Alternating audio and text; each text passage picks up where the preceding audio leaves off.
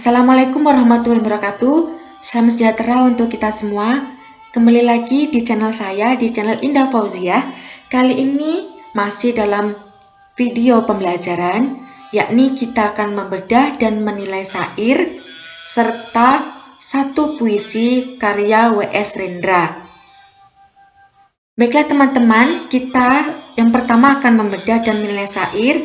Di sini syair yang saya bedah ialah syair Burung Punggu karya Hamzah Fansuri. Yang kita nilai di sini ada unsur intrinsik puisi dan juga unsur intrinsik fiksi nantinya. Yang pertama, untuk unsur intrinsik puisi. Untuk syairnya ada di samping sini ya teman-teman. Pertama, tema mayor skornya 1. Kedua, tema minor skornya 6. Amanat tersurat skornya 9. Amanat tersirat skornya 8. Pola larik 4-5 kata, 8-12 suku kata skornya 135. Pola bait unity 34. Pola bait koheren 34. Pola rima serangkai 33. Gaya bahasa skornya 5. Sehingga jumlahnya ialah 265. Kita bisa melihat teman-teman, syair Burung Punggu ini beratnya atau keunggulannya berada di mana? Yakni berada di pola larik 4-5 kata, 8-12 suku kata yang skornya atau nilainya 135.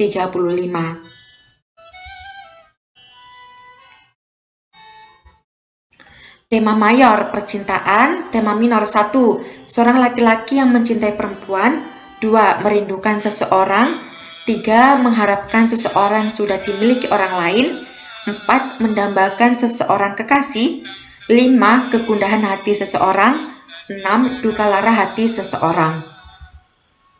Amanat tersurat, 1. Pahamlah sesuatu dengan sempurna, 2. Sakitnya kasih sudah terdorong, 3. Hatinya rawan bercampur pilu, 4. Barang mainan tidaklah payu, 5. Tersedarlah kekasih dalam peradu, 6. Mairatlah abang di dalam rawan, 7. Jadilah pungguk berhati bimbang, 8. Minta doa tiadalah lupa, 9. Boleh lama pungguk menanti.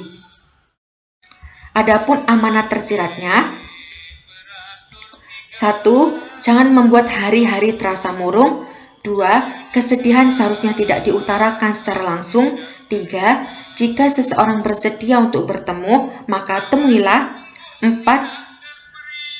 Hati jangan selalu dibawa bimbang. 5. Merindukan orang yang telah dimiliki orang lain akan membuat kalbu atau hati terasa sakit. 6. Jangan menantikan seseorang yang sudah menjadi milik orang lain. Yang ketujuh, sedihnya hati bila tak bisa memiliki orang yang dicintai. 8. Hanya bisa mengenang seseorang yang dicintai. Selanjutnya gaya bahasa. Yang pertama ibarat, laksana orang berayakan jodoh. Kemudian personifikasi. 1. Bulan mengandung di sebelah lautan. 2. Di atas kayu pungguk bercinta. 3. Pungguk bercinta pagi dan petang. 4. Pungguk bercinta berlarat-laratan.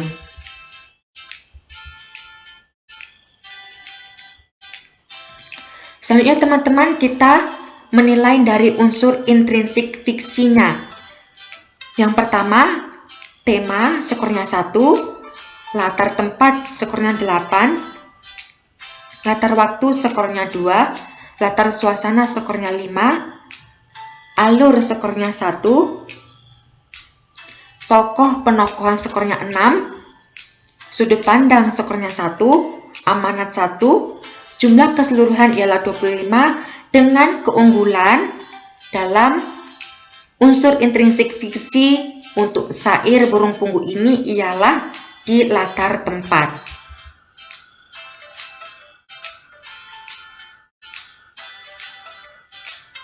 Yang pertama, tema seseorang yang merindukan kekasihnya tetapi cintanya tidak terbalas. Latar tempat, lorong dan kayu, di atas kayu, hutan, lautan, pagar, langit, jurung, dan gunung. Latar waktu, petang, malam, dan tengah malam. Latar suasana, pilu, sedih, bimbang, merindu, dan letih lesu. Alurnya maju, tokoh penokohan, pungguk, bulan, bintang, megah, awan, garuda, dan cendrawasih. Sudut pandang orang ketiga, yakni pungguk dan bulan, amanat, sudahilah menantikan atau merindukan seseorang yang sudah menjadi milik orang lain.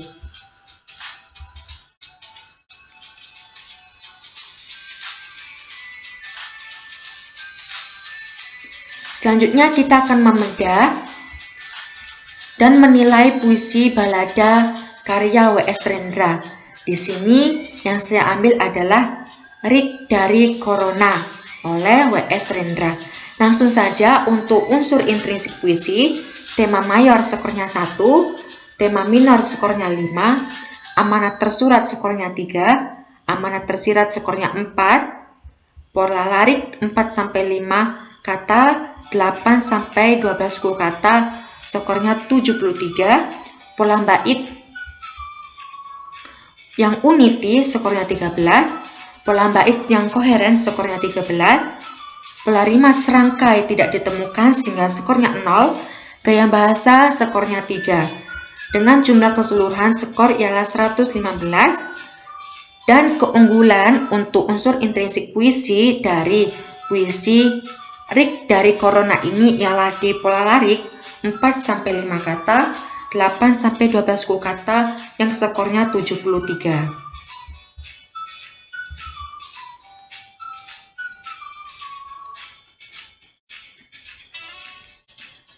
Tema mayor, dinamika kehidupan. Tema minor 1, kehidupan yang bernuansa bebas atau pergaulan bebas. 2, perselingkuhan. 3, perseteruan antara dua orang. 4, dua orang yang tidak memiliki ikatan secara sah. 5, kehidupan orang-orang di negara barat. Kemudian amanat tersurat 1, kau harus belajar makan sup yang lebih sopan. 2, memelihara rambut dan kuku. 3, jika malam hari, sukalah menulis buku harian. Amanat tersirat 1, hindarilah pergaulan bebas. 2, belajarlah menghargai pasangan. 3, jangan selingkuh. 4, jagalah kesehatan tubuh, terutama kesehatan seksual. Kemudian gaya bahasa, personifikasi, betsiku bersih dan putih sekali lunak dan halus bagaikan karet busa. Perumpamaan 1, rambutnya mewah tergerai bagai berkas benang-benang rayon warna emas. 2, dan bagai bayi akan kau puja tetekku.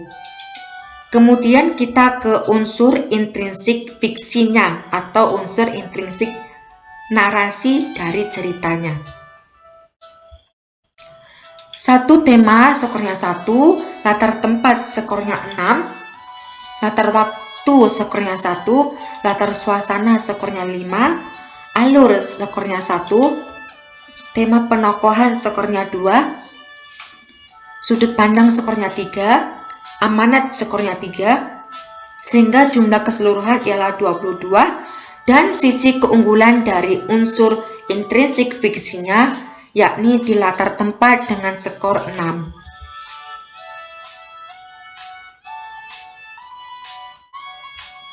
Tema, dinamika kehidupan. Latar tempat, Gwen Plaza, stasiun tram bawah tanah, kota New York, Brooklyn, Manhattan, dan Harlem. Latar waktu, siang. Latar suasana, dingin, rusuh, gelisah, panas, dan penuh hasrat. Alur, maju, tokoh penokohan Ricky dan Betsy.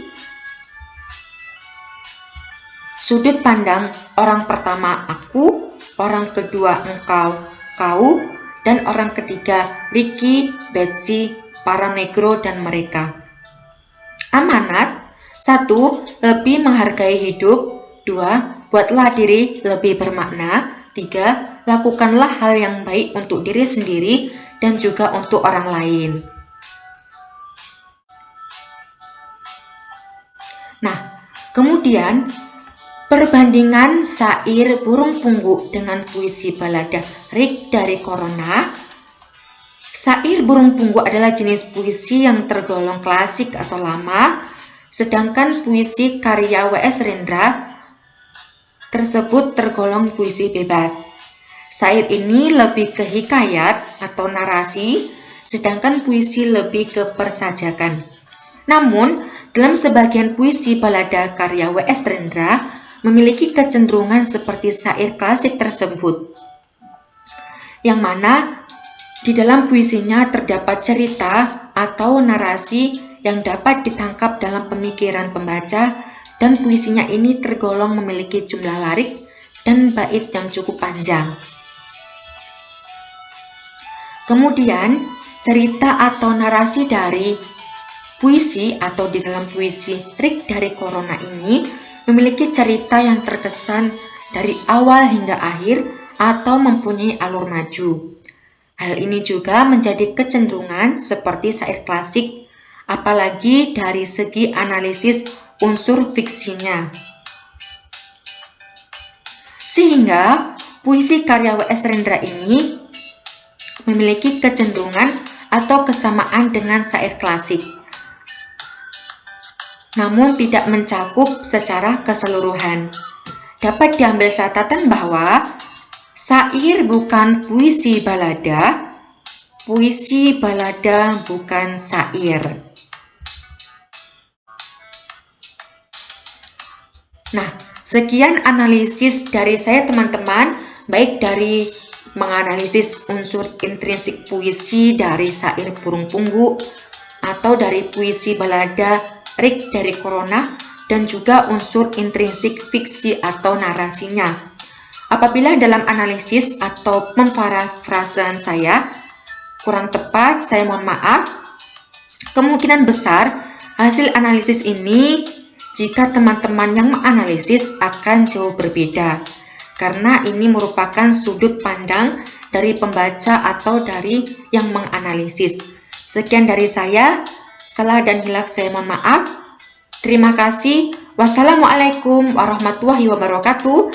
Jangan lupa like, comment, share, and subscribe. Salam sehat untuk teman-teman semuanya.